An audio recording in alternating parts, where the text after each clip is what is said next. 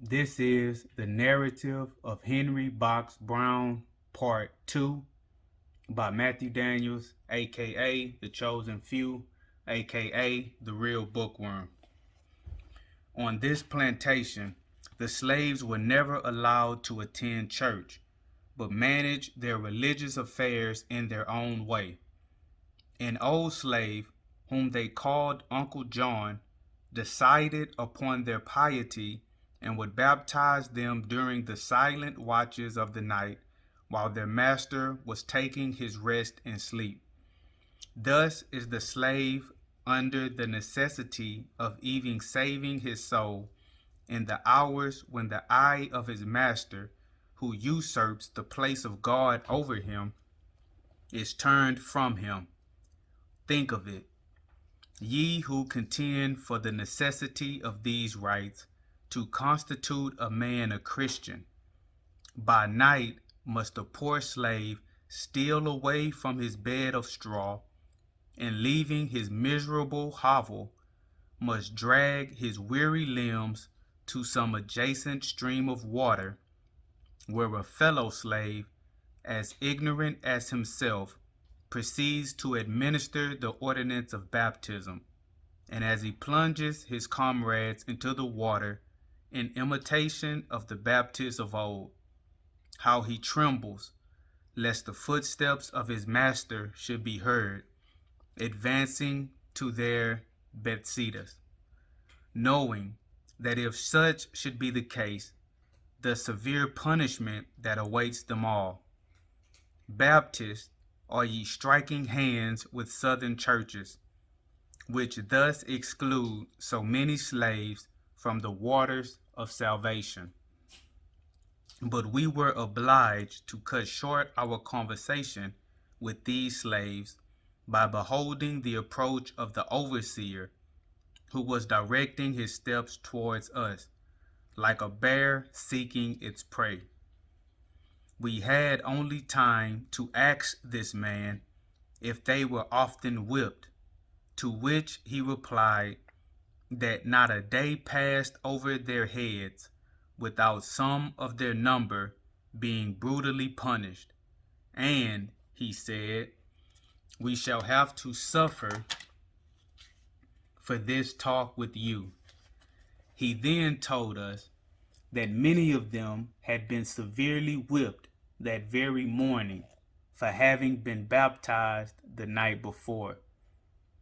After we left them, we looked back and heard the screams of these poor creatures suffering under the blows of the hard-hearted overseer for the crime of talking with us, which screams sounded in our ears for some time.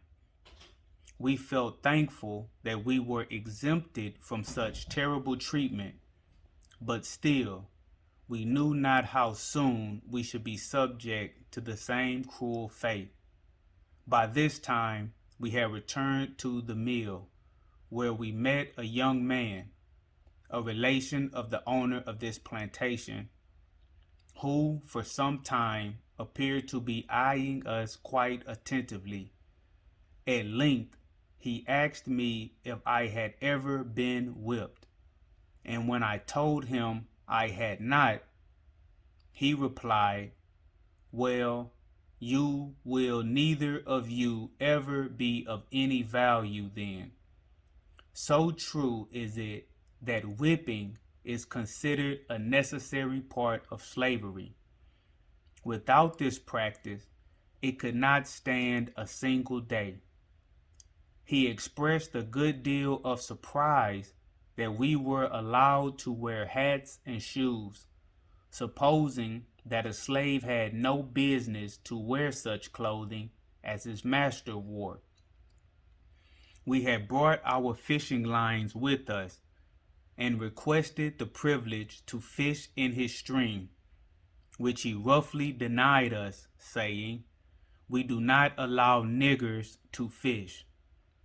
Nothing daunted, however, by this rebuff, my brother went to another place and was quite successful in his undertaking. obtaining a plentiful supply of the Finny tribe. But as soon as this youngster perceived his good luck, he ordered him to throw them back into the stream, which he was obliged to do, and we returned home without them.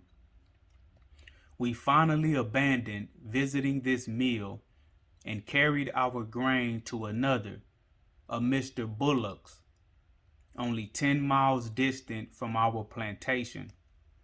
This man was very kind to us, took us into his house, and put us to bed, took charge of our horses, and carried the grain himself into the mill, and in the morning furnished us with a good breakfast. I asked my brother why this man treated us so differently from our old miller. "Oh," said he, "this man is not a slaveholder." Ah, that explained the difference, for there is nothing in the Southern character averse to gentleness. On the contrary, if it were not for slavery's withering touch, the Southerners would be the kindest people in the land. Slavery possesses the power attributed to one of old, of changing the nature of all who drink of its vicious cup, which as they taste, soon as the potion works, their human countenance, the express resemblance of the gods, is changed into some brutish form of wolf or bear, or ounce or tiger, hog or bearded goat. And they, so perfect is their misery, not once perceive their foul disfigurement, but boast themselves more comely than before. Under the influence of slavery's polluting power, the most gentle women become the fiercest viragos, and the most benevolent men are changed into inhuman monsters. It is true of the northern man who goes south also. Whoever tastes loses his upright shape, and downward falls into a groveling swine. This non-slaveholder also allowed us to catch as many fish as we pleased, and even furnished us with fishing implements. While at this meal, we became acquainted with a colored man from another part of the country, and as our desire was strong to learn how our brethren fared in other places, we questioned him respecting his treatment. He complained much of his hard fate, said he had a wife and one child, and begged for some of our fish to carry to his wife, which my brother gladly gave him. He said he was expecting to have some money in a few days, which would be the first he ever had in his life. He had sent 1,000 hickory nuts to market, for which he afterwards informed us he had received 36 cents, which he gave to his wife to furnish her with some little article of comfort. This was the sum total of all the money he had ever been the possessor of. Ye northern pro-slavery men, do you regard this as robbery or not? The whole of this man's earnings had been robbed from him during his entire life, except simply his coarse food and miserable clothing, the whole expense of which, for a plantation slave, does not exceed $20 a year. This is one reason why I think every slaveholder will go to hell, for my Bible teaches me that no thief shall enter heaven. And I know every slaveholder is a thief. And I rather think you would all be of my opinion if you had ever been a slave. But now, assisting these thieves and being made rich by them, you say they are not robbers, just as wicked men generally shield their abettors. On our return from this place, we met a colored man and woman who were very cross to each other. We inquired as to the cause of their trouble, and the man told us that women had such tongues, that some of them had stolen a sheep, and this woman, after eating of it, went and told their master, and they all had to receive a severe whipping. And here follows a specimen of slave-holding morality, which will show you how many of the masters care for their slaves stealing. This man enjoined upon his slaves never to steal from him again, but to steal from his neighbors, and he would keep them from punishment if they would furnish him with a portion of the meat. And why not? For is it any worse for the slaveholders to steal from one another than it is to steal from their helpless slaves? Not long after, these slaves availed themselves of their master's assistance and stole an animal from a neighboring plantation, and according to agreement, furnished their master with his share. Soon the owner of the missing animal came rushing into the man's house, who had just eaten of the stolen food, and in a very excited manner demanded reparation from him for the beast stolen, as he said, by this man's slaves. The villain, hardly able to stand after eating so bountifully of his neighbor's pork, exclaimed loudly, "My servants know no more about your hogs than I do," which was strictly true, and the loser of the swine went away satisfied. This man told his slaves that it was a sin to steal from him, but none to steal from his neighbors. My brother told the slave we were conversing with that it was as much of a sin in God's sight for him to steal from one as from the other. "Oh," said the slave, "Master says Negroes have nothing to do with God." He further informed us that his master and mistress lived very unhappily together on account of the maid who waited upon them. She had no husband, but had several yellow children.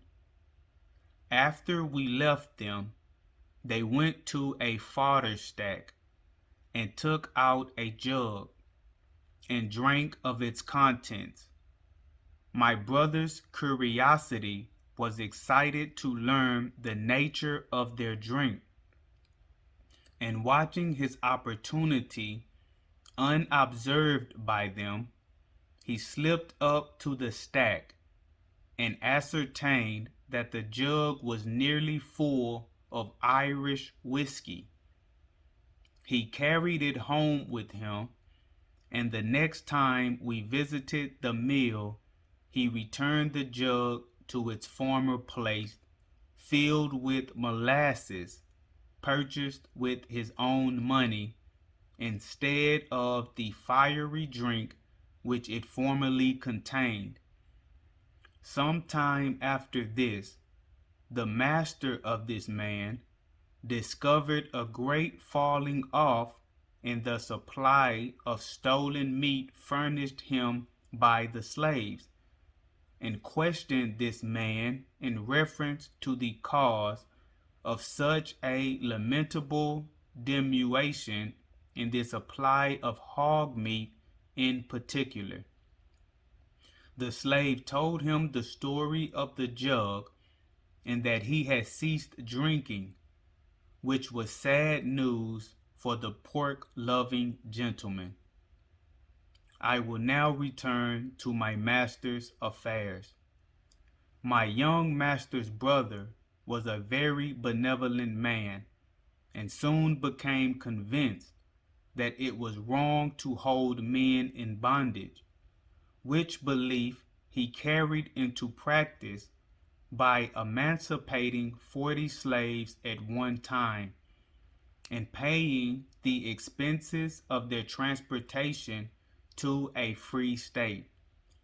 But old master, although naturally more kind-hearted than his neighbors, could not always remain as impervious to the assaults of the pro-slavery demon, and as stated previously, that all who drank of this hateful cup were transformed into some vile animal, so he became a perfect brute in his treatment of his slaves. I cannot account for this change only on the supposition that experience had convinced him that kind treatment was not a well adapted to the production of crops as a severer kind of discipline. Under the elating influence of freedom's inspiring sound, men will labor much harder than when forced to perform unpleasant tasks, the accomplishment of which will be of no value to themselves. But while the slave is held as such, it is difficult for him to feel as he would feel if he was a free man, however light may be his task, and however kind may be his master. The lash is still held above his head, and may fall upon him, even if its blows are for a long time withheld.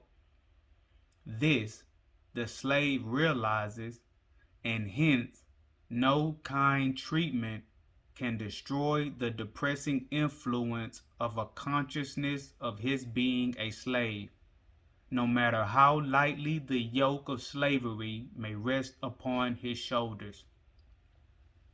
He knows the yoke is there, and that at any time its weight may be made heavier, and his form almost sink under its weary burden.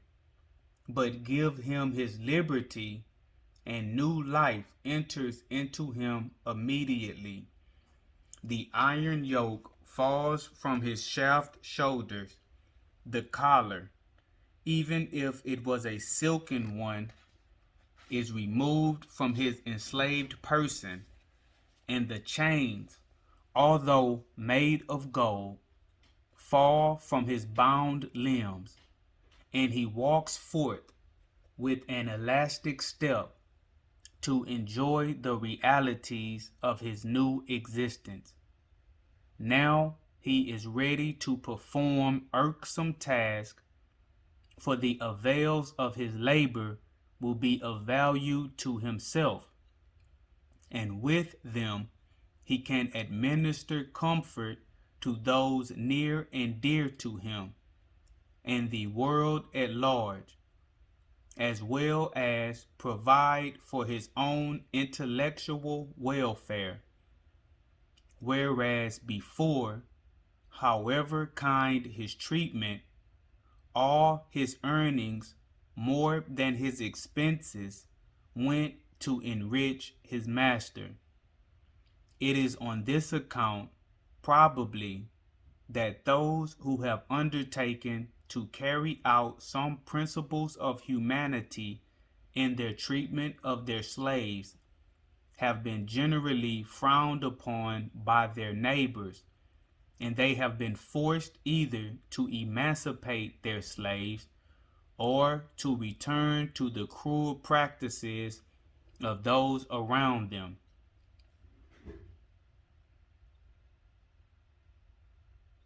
My young master preferred the former alternative. My old master adopted the latter.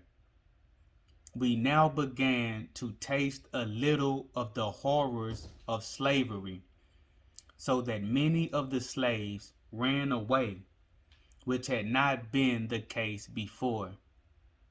My master employed an overseer also about this time, which he always refused to do previously, preferring to take charge of us himself. But the clamor of the neighbors was so great at his mild treatment of his slaves that he at length yielded to the popular will around him and went with the multitude to do evil and hired an overseer. This was an end of our favorable treatment, and there is no telling what would have been the result of this new method among slaves so unused to the whip as we were, if in the midst of this experiment old master had not been called upon to pay the debt of nature and to go the way of all the earth. As he was about to expire, he sent for me and my brother to come to his bedside. We ran with beating hearts and highly elated feelings, not doubting that he was about to confer upon us the boon of freedom, as we expected to be set free when he died. But imagine my deep disappointment when the old man called me to his side and said to me, "Henry, you will make a good plowboy or a good gardener. Now you must be an honest boy and never tell an untruth. I have given you to my son, William, and you must obey him." Thus did this old gentleman deceive us by his former kind treatment, and raise expectations in our youthful minds, which were thus doomed to be fatally overthrown. Poor man, he has gone to a higher tribunal than man's, and doubtless ere this earnestly laments that he did not give us all our liberty at this favorable moment.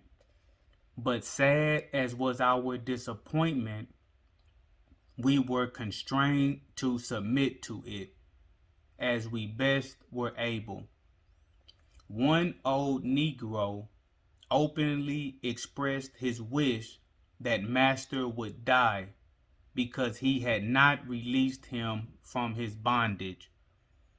If there is any one thing which operates as an impetus to the slave in his toilsome labors and buoys him up under all the hardships of his severe lot, it is this hope of future freedom, which lights up his soul and cheers his desolate heart in the midst of all the fearful agonies of the varied scenes of his slave life, as the soul of the tempest-tossed mariner is stayed from complete despair by the faint glimmering of the far distant light which the kindness of man has placed in a lighthouse, so as to be perceived by him at a long distance. Old oceans, tempest waves beat and roar against his frail bark, and the briny deep seems ready to enclose him in its wide open mouth. But ever and anon he perceives the glimmering of his friable light in the distance, which keeps alive the spark of hope in his bosom, which kind heaven has placed within every man's breast. So with the slave. Freedom's fires are dimly burning in the far distant future, and ever and anon a fresh flame appears to arise in the direction of this sacred altar, until at times it seems to approach so near that he can feel its melting power dissolving his chains and causing him to emerge from his darkened prison into the full light of freedom's glorious liberty. Oh, the fond anticipations of the slave in this respect! I cannot correctly describe them to you, but I can recollect the thrills of exulting joy which the name of freedom caused to flow through my soul. Freedom, the dear and joyful sound, 'tis music in the sad slave's ear. How often this hope is destined to fade away, as the early dew before the rising sun. Not unseldom does the slave labor intensely to obtain the means to purchase his freedom, and after having paid the required sum, is still held a slave, while the master retains the money. This very often transpires under the slave system. A good many slaves have in this way paid for themselves several times and not received their freedom then. And masters often hold out this inducement to their slaves to labor more than they otherwise would, when they have no intention of fulfilling their promise. Oh, the ineffable meanness of the slave system! Instead of our being set free, a far different fate awaited us. And here you behold, reader, the closing scene of the kindest treatment which a man can bestow upon his slaves. It mattered not how benign might have been our master's conduct to us, it was to be succeeded by a harrowing scene, the inevitable consequence of our being left slaves. We must now be separated and divided into different lots, as we were inherited by the 4 sons of my master. It is no easy matter to amicably divide even the old furniture and worn out implements of husbandry, and sometimes the very clothing of a deceased person, and oftentimes a scene of shame ensues at the opening of the will of a departed parent, which is enough to cause humanity to blush at the meanness of man. What then must be the sufferings of those persons who are to be the objects of this division and strife? This concludes part 2 of The Narrative of Henry Box Brown by Matthew Daniels, aka The Chosen Few, aka The Real Bookworm. Be on the lookout for part 3 where we finish this interesting narrative.